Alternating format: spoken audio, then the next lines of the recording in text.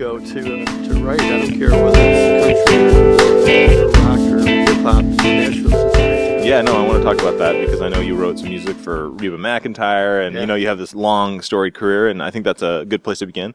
Welcome to the Big Questions podcast, where we talk about love, death, sex, religion, and all the big questions worth asking. I'm your host, Robert K. Elder, and today we're talking with rock legend Jim Peterik of the band Survivor, the Ides of March, Pride of Lions, and 40 other projects that we'll talk about shortly here. 38. Yes, okay, 38. But it's special. Yeah, Never mind. And he's we're on the cusp of releasing his autobiography, Through the Eye of the Tiger. He's also our guest editor in Burr Ridge. The Big Questions is sponsored by Shure, purveyors of professional microphones and headphones. Check them out at shure.com. That's SHURE.com. And the Big Questions podcast is part of the Sun Times Media Local Podcast Network. Jim, welcome. Hey, Rob, how you doing? I was just commenting on the great Mike, and you said Shure sponsors you. Well, also, my in-ear system on stage is Shure also. Oh, cool. And it's great stuff. Yeah. No, and it's funny. Like we have a lot of guests, and they all comment on the microphones. It's sort of strange. Yeah. So I just want to go over your biography just very quickly, and then I want to get to the autobiography itself. So I think people know you, again, from the Ides of March, the hit Vehicle. You co-wrote Eye of the Tiger with Survivor. Such songs as High on You, and you wrote Hold On Loosely for 38 Special, and Heavy Metal with Sammy Hagar. So you've been all over, again, written for everybody from Lynyrd Skynyrd to Cheap Trick, and even David Hasselhoff. One of my faves. A LaGrange boy. Yeah, LaGrange boy. That's right. And you were also part of Brian Wilson's touring band. So like around a long time, a rock veteran. And Kevin Cronin from REO Speedwagon wrote the introduction to your book, and he says this: "Songwriting is more than an art and a craft. It's where songwriters go to give form to our scariest feelings, to seek answers that elude us in real life, and for help expressing our fear, anger, self-doubt in a functional way." So my question is, this is very much a journey, this autobiography, and what did you discover in writing it? You worked with a collaborator, but what were the things you were surprised by? Well, my collaborator, Lisa Torm, a wonderful gal, she was mostly my mast. She steered me. I basically wrote every word of the book with her guidance. But what I learned is that I had a harder life than I thought. Yeah. Like at first I had trepidations about writing a book because I didn't have the train wreck career that I enjoyed reading about. I mean, look, nobody wants to hear the tragedies of addiction and death and this and that. And yet all the books I was reading had the train wrecks and had the redemption and the fall and the rise. And mine didn't have that. Well, and famously, you were sort of you were an enigma. Like you and the rest of Ides of March famously walked out of a Led Zeppelin orgy. Like how does that work? Yeah. Well, that is a famous story and one of my fondest memories because it defined us. Mm-hmm. We were this family of musicians that got together more for friendship than musicianship, although we grew into it being a very good band. And our values just told us that this isn't what we want to do. We want to make music. We don't want to stay up all night and do substances. And that's when we went across the street to Dunkin' Donuts and toasted with a cup of coffee. And that's the Ides of March. But as I went through the arc of my life, which took about 2.5, 3 years to write, every morning, 6 a.m., I'd get up, and I'm a morning guy, and I would work till about 9 o'clock and just pouring it out. I realized that music has always been my shield, and I would go into a cocoon. Whatever crisis I was going through, whether it was in my marriage or in my group, I would go off and I would bury myself in the music. And it shielded a lot of the pain. But as I wrote it out, I realized there was a lot of pain. Yeah. And can you sort of point to, so here is a little bit from your book. You said you wrote this biography in part to look for answers to the complex questions that I never thought to ask myself. So give me an example. What did you not ask yourself, and what did you find an answer to? Well, one thing, of course, was my role in Survivor, which I was very at odds with where I had been led to. You know, I was the lead singer of the Ides of March, the front man, the guy that talked to the crowd. And that's the way it started with Survivor, but then it shifted. Right. And I became I like to call him the wooden Indian behind the keyboard, writing the songs, of course, but singing background, not talking to the crowd, not singing lead. But I buried that, and I buried those feelings for the better good. Sure. And but as I was writing it, I was realizing just that I could have stood up for myself a lot more. Now, would it have been better? Would we have been as successful or more? I'll never know. Yeah. But it was very painful to be put into that category. Sure. Well, and I want to back up just a little bit because, you know, you're the co-founder of the band with Frankie Sullivan. Correct. And who is a Franklin Park guy. You're a Berwyn guy. But the name is also yours. And it comes from a couple of places, including this very tragic story with Bill Chase. Can you tell me that story, please? Yeah. Well, Bill Chase and I go way, way back, and they were managed by Lee Productions, Frank Rand and Bob Destacchi. And Ides were a little jealous when they first took them on because we had a #1 record, and suddenly they signed another band. But we had to respect Bill Chase and his band. They were just absolutely amazing.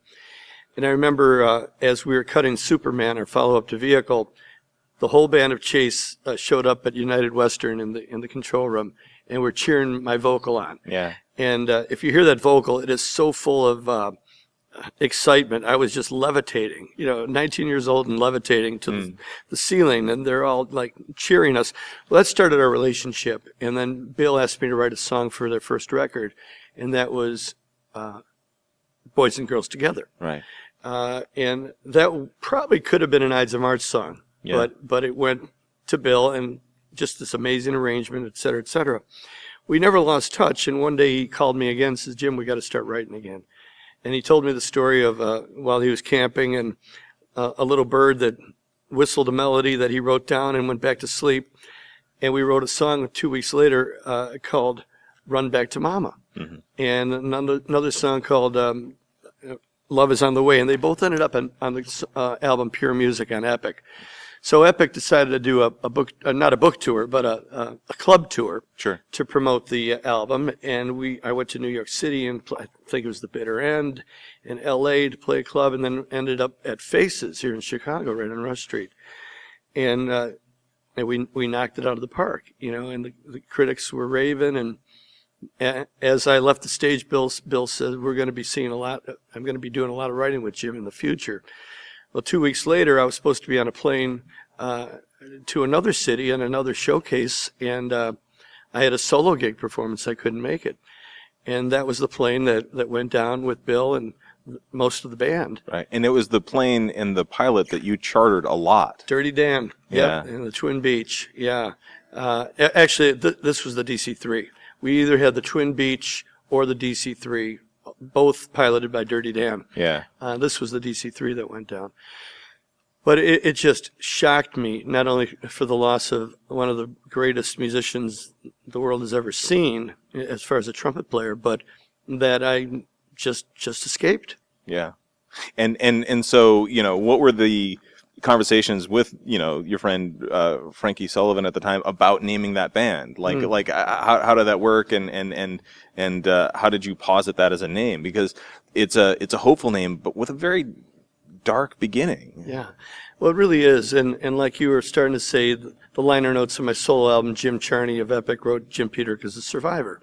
And at that time, the word survivor was relatively fresh. It wasn't overused by every reality TV show in the world and everything else. But I always liked that name. And, of course, we were batting around names, Frankie and I, and we were, Electric Warrior and also stupid names, And I just said, I think T-Rex had that one. Yeah, that's right. That's where I got it. And all of a sudden I go, how about Survivor? And nobody fought me on it. And, it went from being the Jim Peterik band to being Survivor in one night. In fact, we played the Reber Center here in LaGrange, and it was still billed as the Jim Peterik band, or no, it was billed as Survivor formerly the Jim Peterik Band. Yeah. And that was our first professional show as Survivor. Sure.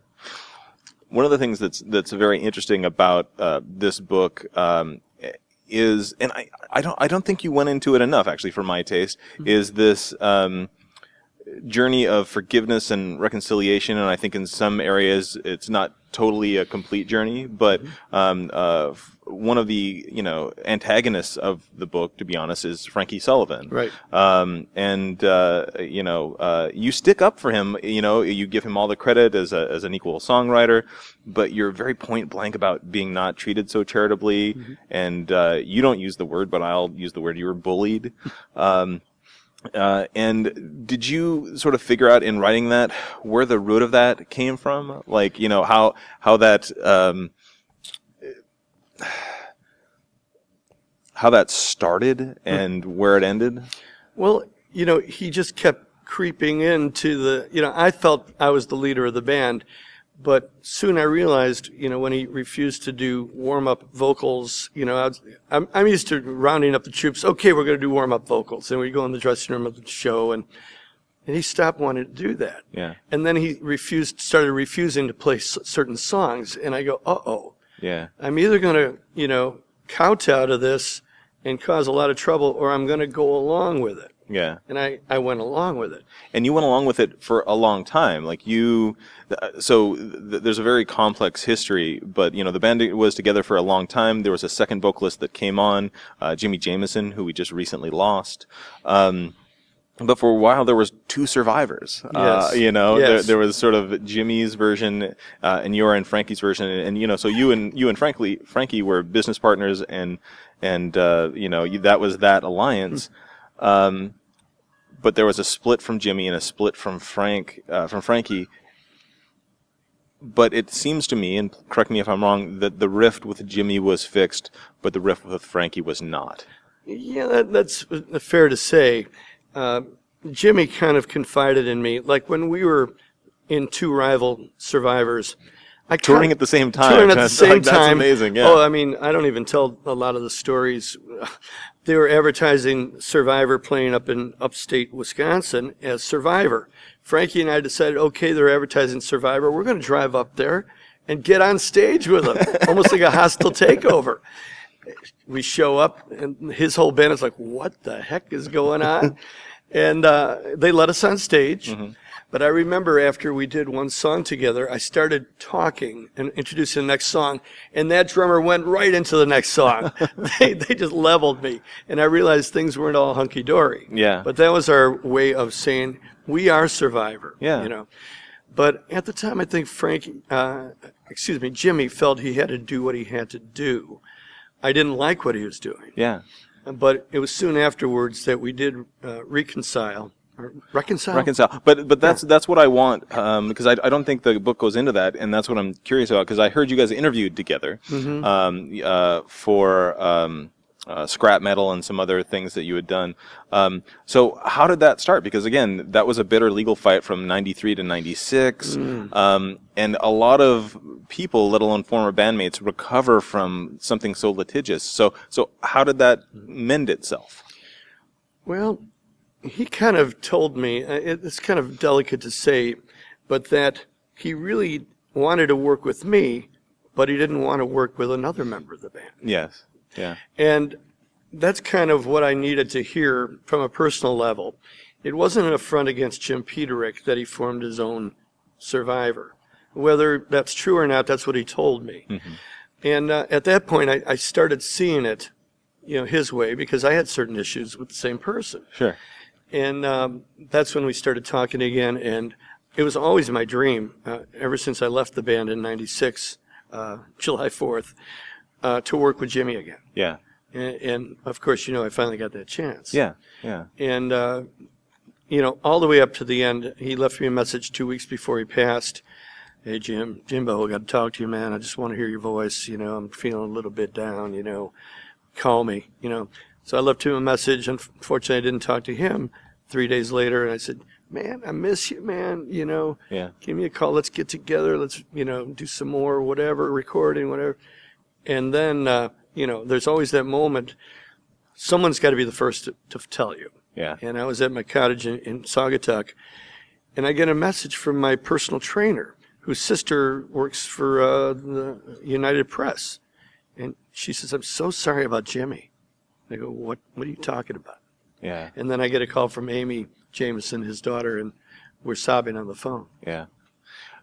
I just want, I keep circling back to this, but I also want some, I guess for our listeners, this is the big questions, just concrete advice about how to repair a long-standing rift. Because again, that's an amazing, not just professional but personal story that you do go back and you do repair that. So what are the steps? What advice do you give people for doing that? Well, I can't say that I'm the best at it, because truthfully, Frankie and we don't really talk. Yeah.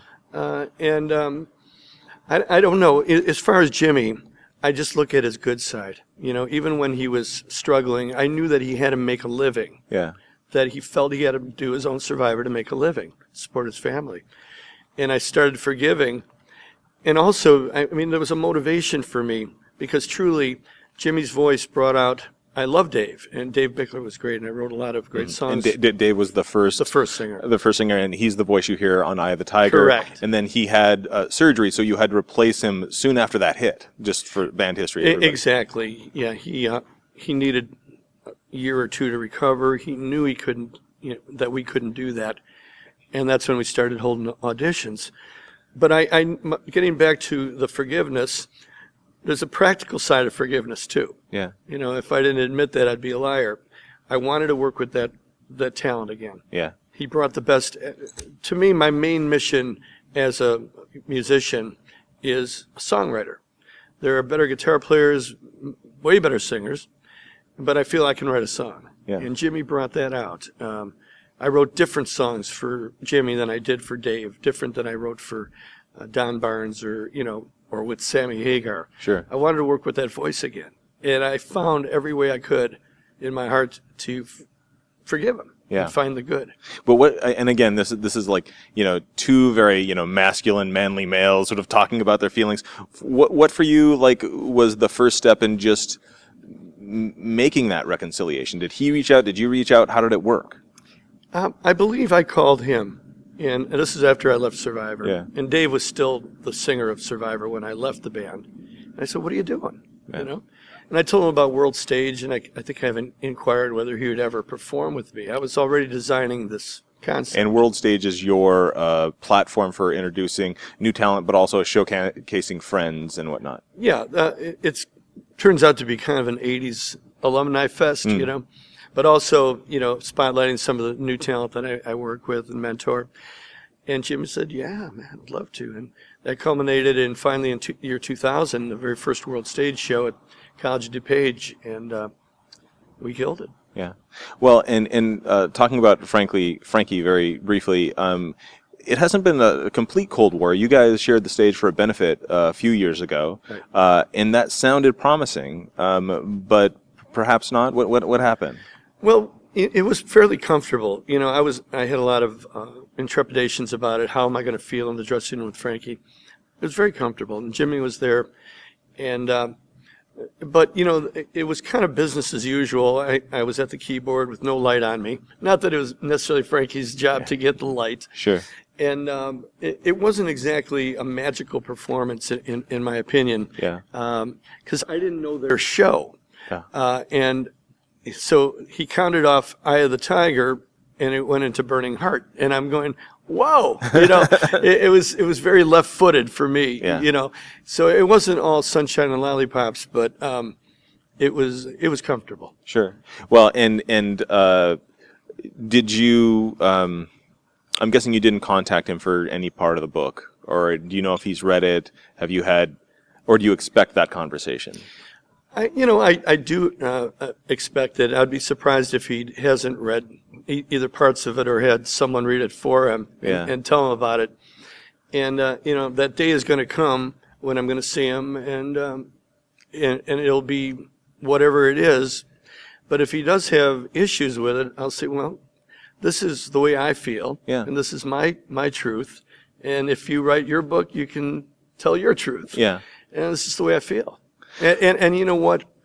There could not have been a Survivor without a Frankie Sullivan. Yeah. And I think I make that clear. Yeah, you stand up for him as an artist, and again, in some places you were very charitable to him. There's all sorts of fascinating things in the book, and one of them that people might not recognize, and I think you recognize, is this like self-reinvention that you've had. So you are 64, 65? 64 in November. By the way, with a brilliant head of hair, like I said, somebody who lost his hair in his 20s, a brilliant head of hair with a shock of purple up front. Yeah, that's natural. By the way. Yes. Yeah. But since your days in Survivor, like you dropped 40 pounds, you lost those giant sort of like trademark glasses that you had. the aviators. Yeah. Well, there were more than aviators. I think they took up a good third of your head. Goggles. Yeah. But you look completely different, and I'm wondering if this is you realizing. So you grew up this, Czech kid in Berwyn, and you include these great photos of your family, and you're sort of you make fun of yourself as this like little chubby kid. Yeah. And it seems to me that this reinvention you had after '96 is a direct response to that little kid.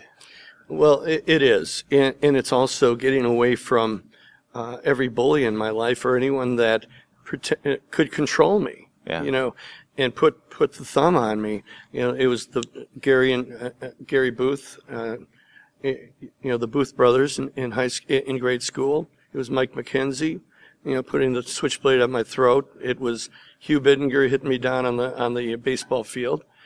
And to some extent, although it wasn't with any kind of force, it was Frankie. And he was, I didn't know the term at the time, but he was very passive aggressive. Yeah. And he would say more with walking out of a room or a glance or a kind of a frown than he could say with words or with force. And I was conditioned by that. Yeah.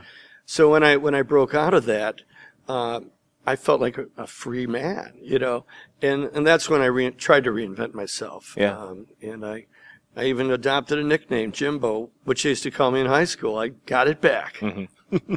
Well, and speaking of other influences and formative experiences in your life, you tell this story about going to the lead singer of Blood, Sweat, and Tears, and remind me of his name? David Clayton Thomas. Yeah, who you just idolized, and he was unkind to you, and just kind of sort of snubbed you when you tried to give him a tape, which I'm sure many other fans tried to, and I'm sure many fans try to give you tapes as well.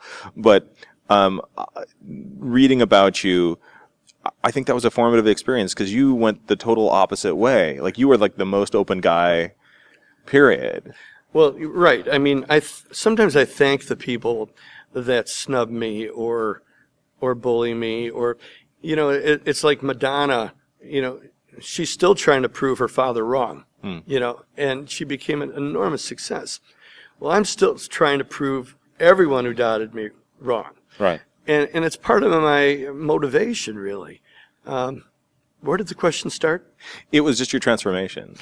But just now you asked me something specifically. Blood, Sweat, and Tears. David Clayton Thomas. Mm-hmm. Yeah, I mean, treating a fan like that was just a huge, huge lesson. And I think I told the rest of the story when I went upstairs and walked up to Steve, the guitar player. Yes. And he took the tape, he smiled at me, said, "I'll listen to it." And that became my role model of how I want to act. Yeah. Well, and again, you look great. Again, you dropped 40 pounds, years ago, like 2 decades ago, almost. Well, not quite. 15 years ago, roughly. Yeah. 15 years ago, and kept it off. And it leads me to the cheesiest question, okay, which is, you work out a lot. Eye of the Tiger, your biggest hit, is like the staple of workout songs. So what do you listen to when you work out? Like, wow, what a great question. Well, of course, Brian Wilson never surfed. Yes, yes. And I never stepped foot in a boxing ring. But when I work out, I've got my own soundtrack going. I don't have time to listen to oldies. Right. And Eye of the Tiger. And, I'm writing new ones. Right. And working out is such a great thing because as Carrie Fisher said, your endorphins really start kicking in. but literally, who are the artists? Like, what are those songs? Is it? No, it's my songs. Oh, really? I'm really? writing them. But you're not listening to anything as you're working out? Oh, really? I've got my own iPod. Huh. It's in my brain. I'm serious. And I'll have my tape recorder with me, well, my iPhone actually. And I'll be, on the treadmill, and people are used to me, and I'll be singing into the iPhone. And, there goes Jim again. He's writing another song. Well, and it's really interesting that you choose to do that, because I want to touch on Eye of the Tiger very, very briefly. You got that song in 82. Sylvester Stallone calls you and says, hey, I don't want to use Gonna Fly Now. The thing that is fascinating about that is you wrote that to the cut version of that film. Right. So like all of the beats come on cuts, which is exactly the opposite way that most people write. Well, right. We had the advantage of that. Yeah. God. Scorsese cuts to Van Morrison or the Stones. Yeah. You cut your song to Stallone. It's funny, Rob, I never even realized that it was kind of unique. Yeah. Yeah. No, when it arrived at our door and we put it in the giant Betamax, there it was. Now, as you know, the sound was up and Another One Bites the Dust is playing behind the montage. Yes, and you go to sleep thanking Freddie Mercury every night for thank you, Freddie. Because they couldn't afford the rights. No, they wouldn't give him a good fee on it. We were ready to. We sold our rights, for $15,000. Yeah. They wouldn't have done that. Yeah. Not sold our rights, but gave them permission for $15,000 because we knew it was going to make our career. Yeah. But we turned down the sound. I said, Frankie, how are we ever going to beat this? Yeah. This is pretty good. Bam, bam, bam, Another One Bites the Dust. Yeah. Perfect. Yeah. But okay, and I had my guitar and I just started going, and we see the punches thrown, you go.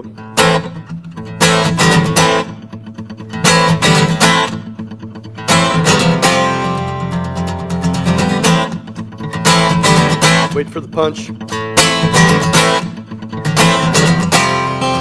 Well, it occurs to me, but that's what you're doing when you're working out now. Like, you're doing it the exact opposite. You're riding to motion. Yeah. So, many of your songs, though, are also inspired by people in your life. I know you wrote a song for your brother-in-law. Many are for your wife. Mm-hmm. So, Vehicle from the Ides of March is about her and about, being tired of her. Yes, being tired of driving her around. Being her limousine service. Yes. Yeah. And then Hold On Loosely, also inspired by her. So that's my sort of next line of questioning is, are there songs inspired by people where they don't know it's about them? Mm. And would you be willing to divulge that? Oh, man, that would get me in a lot of trouble. It really would. Well, is there one that's flattering, perhaps? Well, it's more the ones that, I always say to Karen, I wrote it for you. Yeah. But maybe not. Yeah. I really don't want to go into that. That's okay. Yeah, that's okay. But there's nothing that was inspiring or somebody, again, would be flattered?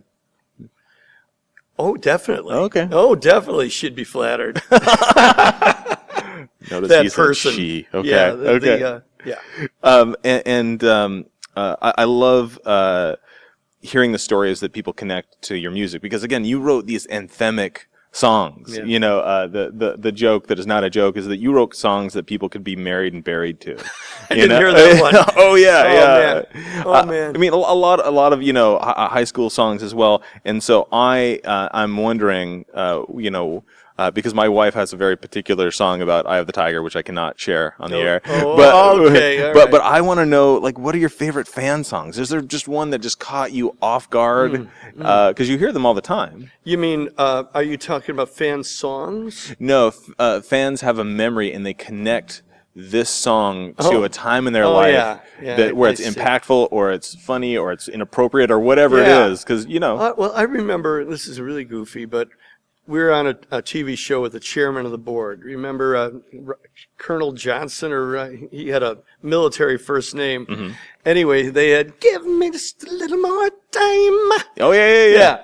And we're on the show, and Vehicle was number one. And this Johnson guy came up to me, man, I just got out of Vietnam. And that was my song. But I thought you were saying, I'm your Vietnamese baby. I cracked up.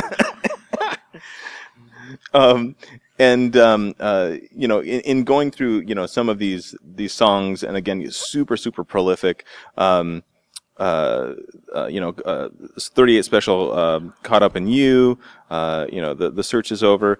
A lot of them autobiographical, another time, you're sort of writing as a character. Mm-hmm. What for you is the strongest experience? Is it when you're writing as a character for someone, or when it, so tell me about that well. Yeah. A lot of times, when I write for the Ides of March, I have to take myself out of my character, because I still think of the Ides of March as a little band from Berwyn. Yeah. When I was writing Vehicle, I was actually writing it for Blood, Sweat, and Tears. Yeah. That was my mindset. Yeah, and that horn section in particular, yeah. Yeah. Now, flash forward to the front, and no, I haven't told this story, and if he hears it, he'll probably laugh. Bo Bice had a big hit with Vehicle. Yeah. 07, I think, American Idol #2. And it sold another 1 million copies. So now here's a full circle moment that I don't think you know. He is now the lead singer of Blood, Sweat, and Tears. Right? Yeah. For the last 8 months. And guess what their finale song is? Vehicle. Blood, Sweat, and Tears finally doing Vehicle. Right? And he always introduces it as the best song that BS&T never recorded, but everyone thinks they did. Yeah, it's time, though. And he gives me credit. Yeah. But here's the punchline. So he calls me. He said, "Man, Blood, Sweat, and Tears, we're making a new album. We're finally making a new album, and you and I, Bobby Colombi wants you and I to write a song for that album." I got really excited. Well, at the same time, I was trying to write a song for the Ides of March for our big anniversary three banger disc set. I was getting nowhere because I was still the kid from Berwyn trying to write a song for my friends. Right. So I go to Nashville to write with Bo, thinking I've got to show him a good seed of songs. And I started writing this song called Who I Am.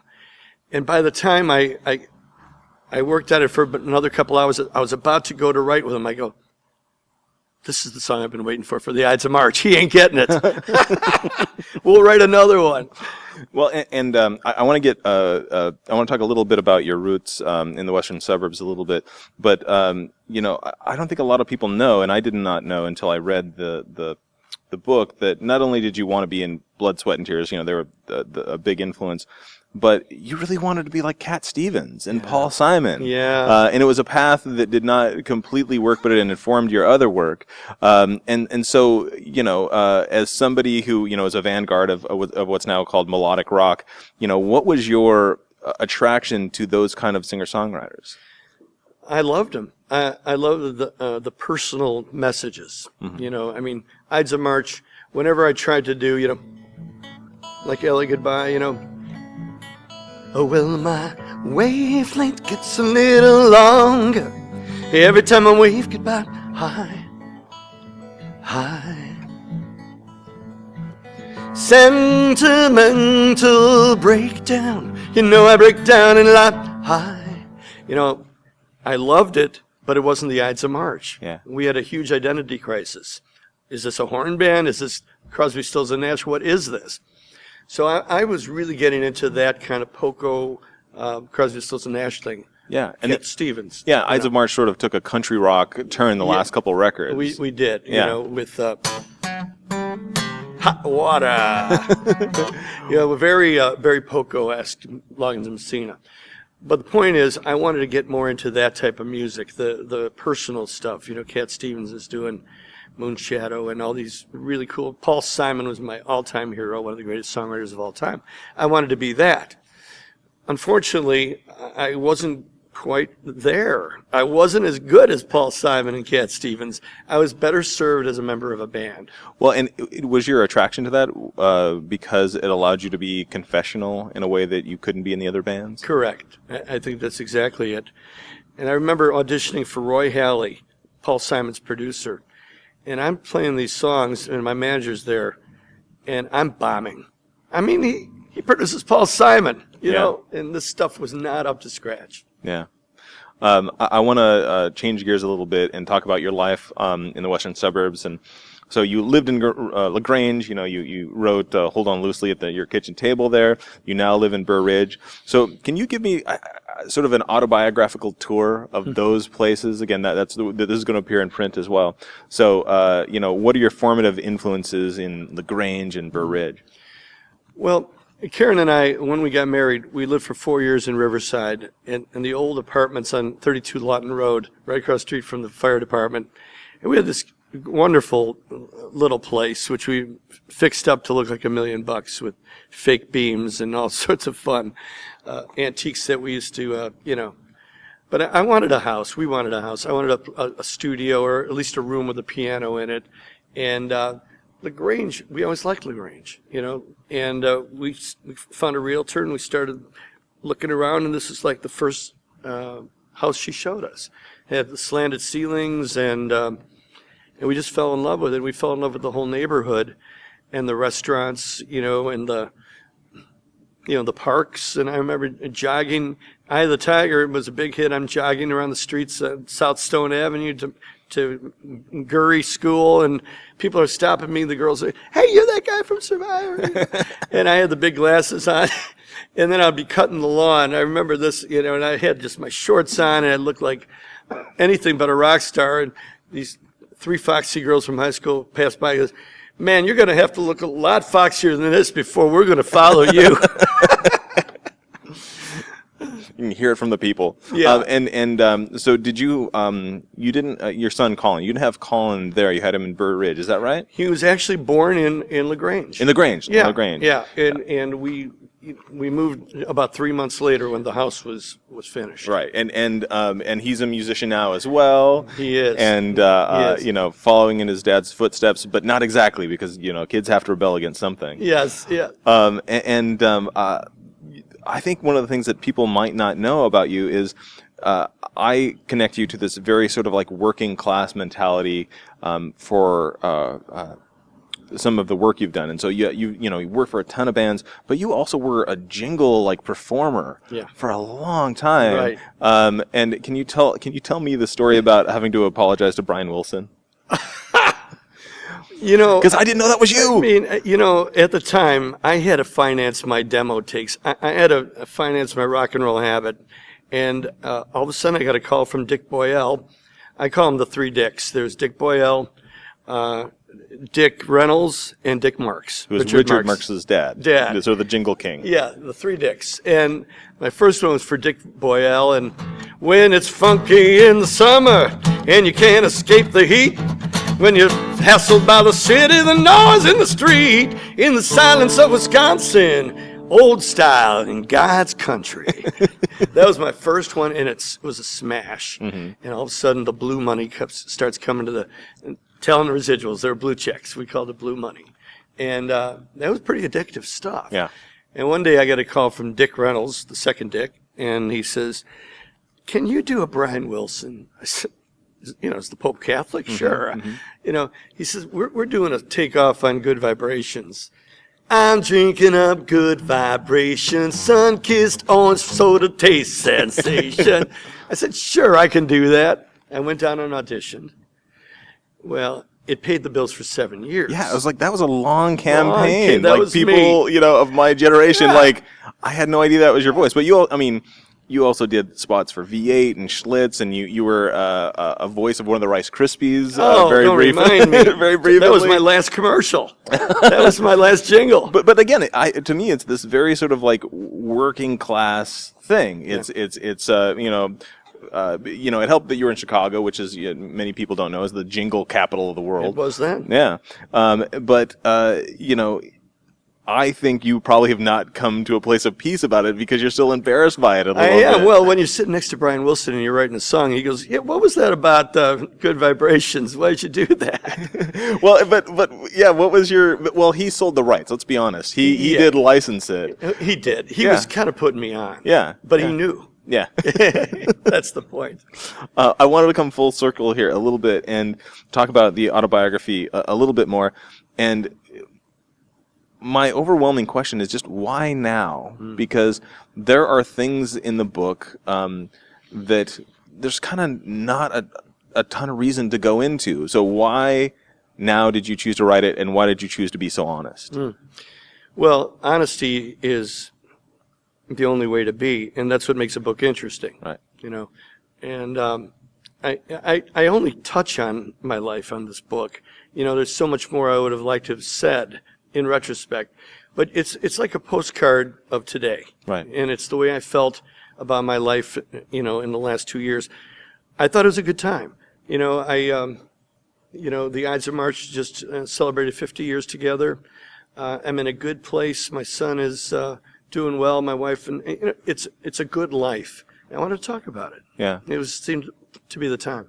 But how did you choose what to go into and what to not to go into? Because, like, for example, you are very, again, I brought this up at the beginning of the interview, walking out on the Led Zeppelin orgy after you opened for them in Winnipeg. Yeah. So that was the identity of the band. But you also say, like, hey, we were never a drug band. But, you had a dalliance with drugs, and it was brief. But why go into it? Because I'm not holier than thou. Right. I can't stand books that I know damn well there's a story behind that. Yeah. The Dick Van Dyke book, I love Dick Van Dyke. Yeah. But I doubt if he was totally honest. Yeah. And I could tell. Now, maybe he was. Right. Maybe he was as lily white as I thought. But the same thing with the Linda Ronstadt book. Come on. We know, Well, and I'm interested what conversations it's brought up within your family, because one of the interesting sort of like through lines, in the book is you come clean. You had one incident of infidelity, but years ago, and you connect that back with your father's own brief infidelity. Right. So what kind of conversations does that bring up in your family? Again, you have a grown son. I just met his wife here. Why now? And did that spark any conversation? Well, my son hasn't read it yet. Okay. My wife hasn't read it yet. Ooh. So you need to come back on the podcast I after. think you've so. talked to them. I'll let you know. But all I know is I'm human. We all are. And I have nothing to regret. And I think that is the perfect place to end. So, Jim, Peterik, thank you so much Thanks, for Rob. having us here. Is there something you want to play? You want to play us out? Let's see. Is that the big question? That's What a big song? question. Yeah, play me a song that. Play me a song that someone does not realize is for them. Oh my God. Without naming them. Okay. How can I convince you what you see is real?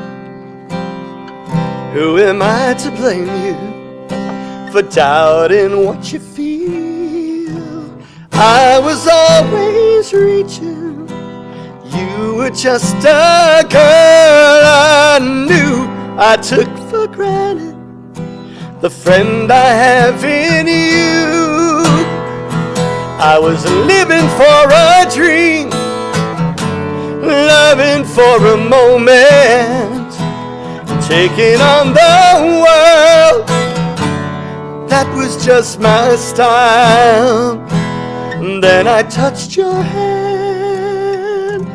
I could hear you whisper, the search is over. Love was right before my eyes.